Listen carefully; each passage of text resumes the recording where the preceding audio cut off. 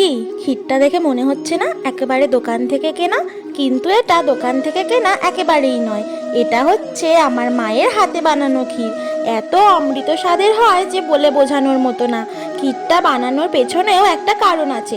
সেটা হলো আমার ভাইয়ের বেবিদের জন্মাষ্টমীর ফটোশ্যুট করার জন্য মা নিজের হাতে ক্ষীর বানিয়ে দুই নাতি নাতনিকে ফটোশ্যুট করিয়েছে। তো ফটোশ্যুট হয়ে যাওয়ার পর ভাই আমার বাড়িতে এসে আমাকে এক ভার ক্ষীর দিয়ে গেছে।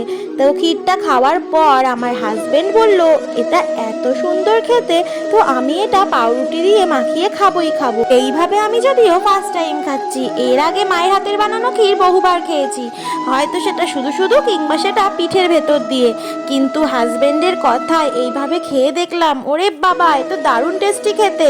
তো ব্যাস দোকান থেকে ঝটপট পাউরুটি কিনে এনে সেটাকে দুপিঠ ভালো করে সেকে তার উপরে বেশ ভালো করে ক্ষীর মাখিয়ে দুজনে খেয়ে ফেললাম। তোমরা এইভাবে অবশ্যই একবার খেও কিন্তু, আর আমায় কমেন্ট করে বলো তোমাদের কিরকম লেগেছে। টাটা, সবাই খুব ভালো থেকো।